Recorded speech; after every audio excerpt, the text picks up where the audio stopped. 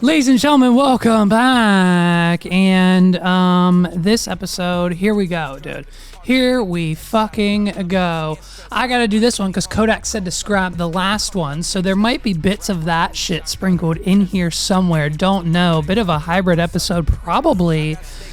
And of course, as you can see off the bat, I'm wearing Tyler's glasses, baby. Okay, Daddy's got the Ray-Bans on, but don't fucking fret.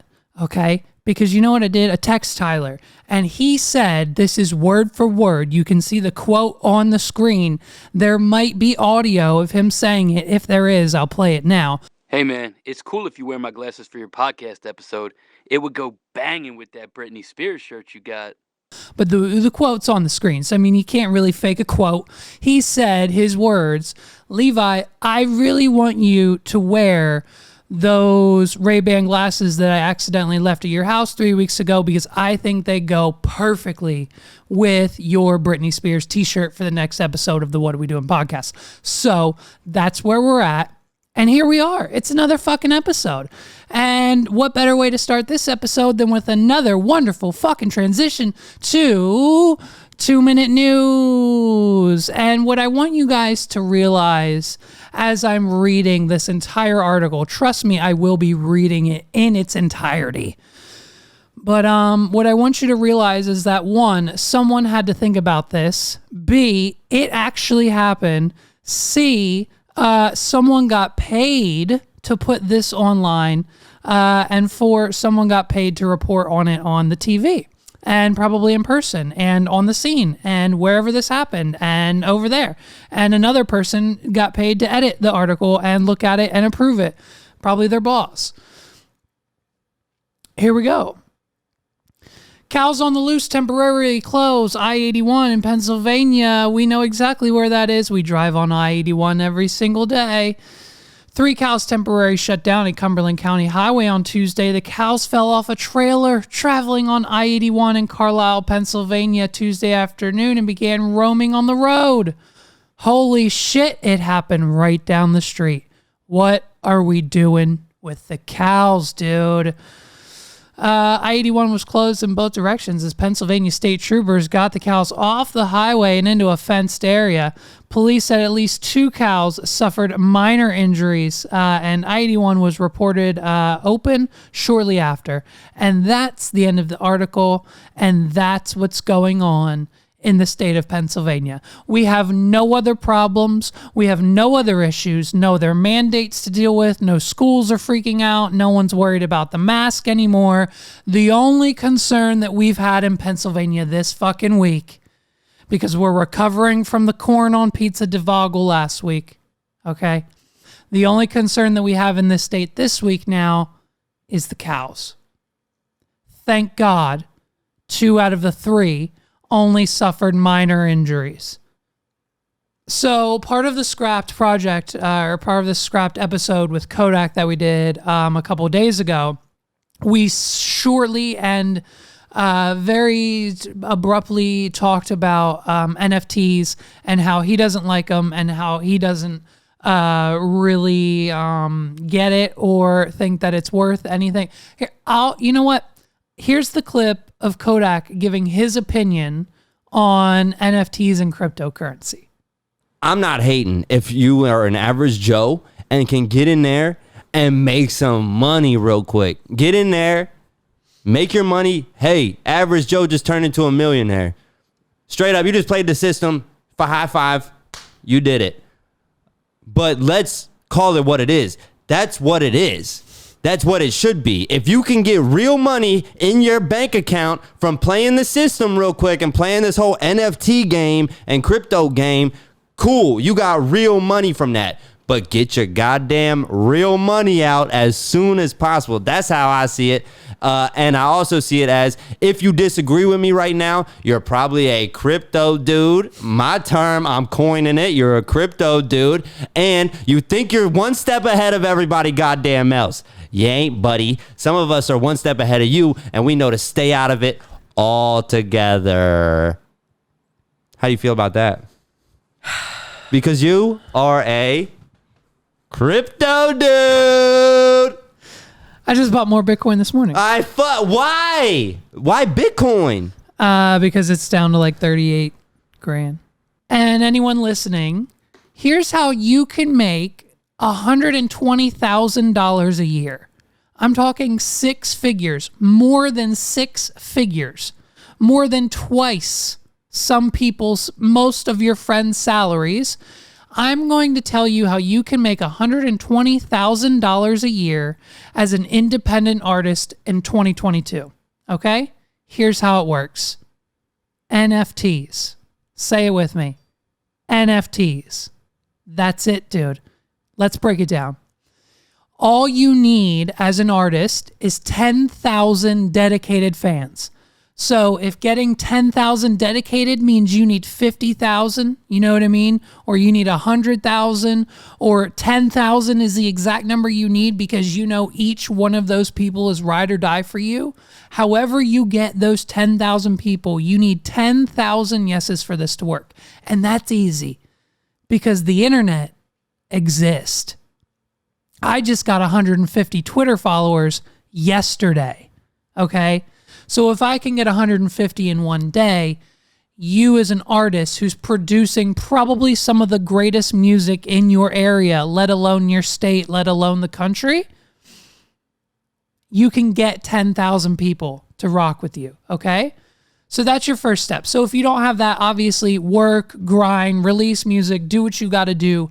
Get that small following. 10,000 people is a small town. You can get 10,000 fans coming out of York County. I guarantee you, if I put my mind to it, I could get someone 10,000 fans as a musician. Easy, dude. Easy 10,000. Nonetheless, get 10,000 fans. Spend the next 12 months creating mixtapes, albums, CDs, full-length albums, short albums, 5-episode podcast series about your life. Spend 12 months or however long you need. All you need is 12 projects. You need 1, 2, 3, 4, 5, 6, 7, 8, 9, 10, 11, 12 projects to make this happen. So if you can pump out 10 CDs, 10 demos, 10 whatever, plus 2 more, you got 12. Now what you do is you create 10,000 NFTs of each one of your projects, okay? There's a visual on the screen. Stick with me. You make 10,000 versions of each of your albums, demos, podcast series, whatever projects you're doing, those 12 projects, make 10,000 of each copies. There's software online to do this. Google it. You'll find it. You sell each one each month. Each month you do a drop. You drop one album, one whatever. 10,000 NFTs of this project. It comes with all the MP3s, all the music videos, everything that your fans need for $1. You sell each project each month for $1. And your 10,000 fans now turn that $1 album sale into $10,000 each month.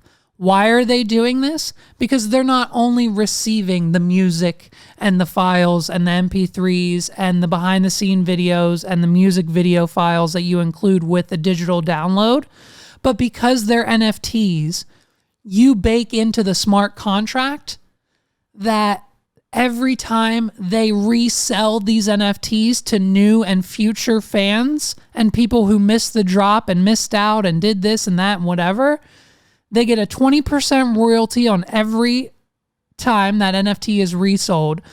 The lifetime of them owning that NFT, they get 10% off merch. The lifetime of them owning that NFT, they get 1 free ticket to a live show. And, of course, the album and all of its files. They can download everything. They can just put those files on their MP3 player, sell off the NFT for whatever it's worth now. You started it out as $1. It might be $10. It might be $100. It might be $1,000, depending on how big the band gets. But you do that every month because you have 12 projects NFT'd up. And your fans will come through every month because your fans only have to spend $1. Your fans have to spend $12 in 1 year on you And if they can't do that, they're not your fans. Okay? And now they have the opportunity to resell them for money. You make the money off of that deal with the royalties. They make monies off the deals with the royalties. They get 10% off your merch. They get tickets to live shows. They can sell them to their friends. They can trade with them. They can do whatever they want. The value as your band goes up of those NFTs will go up. You make money. Your fans make money. And that is how you directly fund a tour and everything else that Post Malone, Lizzo, Ed Sheeran, you want to do what they're doing? Do exactly what I just said. Get yourself 120 grand, fund your own tour, pick 50 dates next year in the top 20 cities across the country, rent a shitty van, get the cheapest flight tickets on Allegiant that you possibly can to get there, and have a blast. And I guarantee you when you're done, your Spotify, YouTube channel, and all that other shit will be replenished from all your new fans and all of the shit that you've done on the road at those 50 states and everything you're doing in the NFT space. You won't need to fund your own tours anymore. The fans will do it for you. And that's how the music industry is going to change. If you're an independent artist and you're not doing that right now, I don't know how to help you. I don't know how else to help. Like here's what people don't understand, okay? Is that social media is about to be the equivalent to the beeper. In 10 to 15 years, social media will be equivalent to the beeper. There was a time like in middle and high school when like only business people and rich like office guys had beepers, dude. Okay? Then everyone got it. Beep, beep, someone's calling. My mom's got one. She's a nurse. Everyone demonizes like the current, the what's happening now. What's happening now is always the wrong thing to do. Justin's motto is never be the first in line for anything, right? So everyone's scared of the new technology and the way things are happening. The same way people demonize the beeper and then the smartphone dude, right, is the same in 20 years. Like we'll be dreaming of a much simpler time, like having a freaking iPhone, like having an iPhone with the Facebook app on it when now we're required to go to Facebook and with VR equipment and talk to our friends in the metaverse that way. Because as soon as Facebook goes all in on the metaverse, the Facebook app goes away. You know what I mean? Like it's inevitable. Like history. Like go talk to someone. Like go talk to, if you have relatives, go talk to someone who lived or like read an article from the 1920s about how the radio, I'll say it, the radio, the thing that we all still listen, the radio, AKA podcast, how the radio was destroying lives. Because kids wanted to stay inside and stand around and listen to baseball games instead of going outside and playing them like the 1880s. You know what I mean? Actually playing baseball. Like history is repeating itself. It's just a cycle. It's just a cycle after cycle after cycle. You thought we were going to have these phones in our hands forever? No. Next step's the goggles. Next step's integration. Next step's just talking telepathically to each other or just thinking something and then it goes to the cloud or whatever the fuck Elon Musk comes up with next. You know what I mean? This episode is brought to you by DudeRob. Guys, are you sick and tired of the old department store robes that cost hundreds of dollars and look like something from the 19th century? We get it. That's why we partner with DudeRob. What's a DudeRob? Well, I'll tell you. Every DudeRob comes with a premium hoodie material on the exterior, a super comfy towel-lined interior for enhanced drying, a permanently attached belt so you ain't gonna lose it, deep pockets to hold all your many gadgets on the inside and the outside, non-floppy arm cuffs so you ain't gonna look like you flapping when you get out the shower, matching shorts and pants options so you get the full fit, and it basically looks cooler than any other robe you've ever worn. Coming hot off their Shark Tank appearance, DudeRob sold out robes on Good Morning America within 5 hours. But fear not, they got a fresh stock of robes ready to go exclusively for the What Are We Doing podcast listeners. Yup, that's y'all. Ready for this? Head on over to DudeRob.com and check out their line of robes, shorts, loungewear, and more. And then, when you're ready to check out, use promo code WAD, WAWD, for an additional 20% off. Did you hear me? WAWD at checkout for an additional 20% off. Hey, step up your locker room game and get a Dude Robe. DudeRob.com, promo code WAWD at checkout gets you 20% off. Dude Robe, men's luxury hood bath robes. Get at me. The education department forgives $415 million in student debt for borrowers who attend borrowers who attend for-profit schools.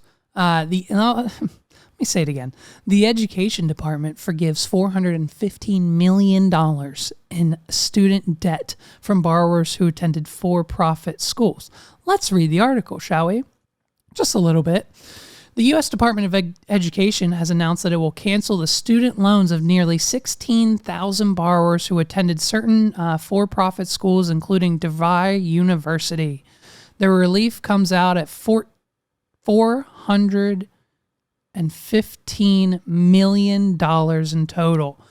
The department remains committed to giving borrowers discharges when the evidence shows their college violated the law and standards, said Education Secretary in the statement on Wednesday. Here's where it gets interesting. Students count on their colleges to be truthful, they said. Unfortunately, today's findings show too many instances in which students were misled into loans at institutions for programs that could not deliver what they'd promised. The department found that between 2008 and 2015, DeVry misled students by claiming that 90% of its graduates who actively seek employment obtain jobs in their field of study within 6 months of graduation. In reality, the job placement was close to over 58%, according to the department. Donna Schultz, a spokesman for DeVry University, said the school's board and leadership have changed since the federal government first made the allegations. Blah, blah, blah, blah, blah. And now they're going to defend themselves. So basically, DeVry University said, you come to our school, you're getting a job. Let's look up DeVry. I've never heard of DeVry. I've never seen DeVry University. Let's give them a goog. DeVry University.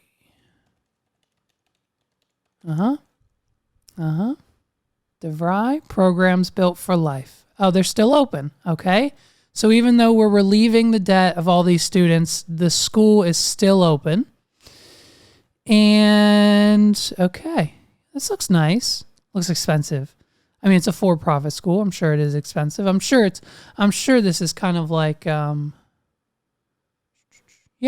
multiple locations, Philly, Pittsburgh, Miami, all that stuff. That's interesting. You know what it sounds? It sounds like, where did I hear about this before? Shoot, that's right. My fucking college. The Art Institute of York, Pennsylvania, where they told me all my wildest dreams would come true. Now, all I'm saying is, if the department forgave DeVry kids because they lied about the percent of workforce labor, when the fact that me, Megan, Dan, maybe 4 other people from the class of 2013 at AIY are actually web developers or something similar in their fields. Isn't that interesting? 6 months after graduation, I found the kid I sat beside for 6 years working at the prepaid phone section in Walmart. Okay? Now look, I'm not knocking the hustle. I'm not knocking the Walmart employee. That's fine. I'd work there. I love selling phones. I worked at Radio Shack. Same thing. You know what I mean? But when you just got done spending $100,000 on a $30,000 education for 3 years, spending more dollars, countless more dollars on MacBooks, art kits, and then have every opportunity to go straight from school to an internship to a part-time to full-time job like the rest of us did, and you throw that away, then shit. You should probably keep your student loans. Like, cancel my shit. I've done everything I can do with my degree. I own the business. It's done for me. Get rid of them. The Art Institute is the biggest scam in college history that I've ever frickin' seen. If DeVry kids can get their shit canceled, then why is the Art Institute not doing the same? Hey, buddy, my school doesn't exist anymore. Who am I paying back? And I asked this question, and my good friend Carlos said, you're paying back the government. The school already got their money. So if the Art Institute of York can't handle their fucking money from the government, why should I be responsible to pay back mine when I was lied to about how many kids in our school were going to go get jobs at graduation, making me buy $1,000 art kits for shit? For what? You don't draw. I'm a web developer. Cancel my shit. Fellas, listen up, because this episode's brought to you by BlueChew. Here's a scenario for you. You just get done having sex. You say, hey, self, my dick could have been a lot harder. And you're probably right. So we've partnered up with our friends at BlueChew. I use it and it's changed my life. If you go to wadpod.com/blue, that's WAWDPOD.com, wadpod.com/blue, BLUE, the link's down below. You can click it yourself. wadpod.com/blue, we're going to give you $20 off your first order, which means it's basically free. You only pay $5 for shipping. That's wadpod.com/blue. Your first order of BlueChew is going to be virtually free. Only pay $5 in shipping. I got it. I did this. I immediately ordered more. I have more on the way because of how amazing this product is. It has changed my life. Your girlfriend, your boyfriend, your whoever will thank you. Go to wadpod.com/blue. It'll change your life. BlueChew. Get chewing. Have you watched the Olympics? They're over now. No. The Olympics, they just happened. I'd be lying if I said I wasn't watching some of them figure skaters, yo. Oh, yeah. Meg saved some of those videos. I don't know why I got so into that. They lift those girls up with their pinkies and then just flick them through the air, and then they do 18 turns. Let's go. This is a couple years ago. 2007. This is real. Oh, the peak of music. This is real. Here we go. The peak of music. Yep, here we go. Ready? 2002 to like 2008. Yeah. The best time for music, I say. Yes. Here we go. We're skiing now. Okay. Yep, skiing. So 50 Cent's playing in the background. Now it's the Frenchman, YuKnwDat. Frenchman. Here we go. 26-year-old in his 5th year on the World Cup. Now, I've never understood that. Are they supposed to hit the flag? Still looking for his first ever podium. They just have to touch it. Starting back. So they are supposed to touch the flag. Mm-hmm. No, I don't think so. I think they're just allowed to touch the flag. He goes over the Russi jump. Here we go. Here we go. Clean and solid through the air. Oh no, he's going fucking fast. Now the merely throat jump. Listen. Shit. Oh no. He's good. He's got it. He's There's cooking. Tron with a pretty good run developing here. But over a second behind at the split. Okay. Oh, here it comes. Through the S turn. YuKnwDat. Oh! Nah. Well, you better keep skating. You're skiing. Through the S turn. YuKnwDat.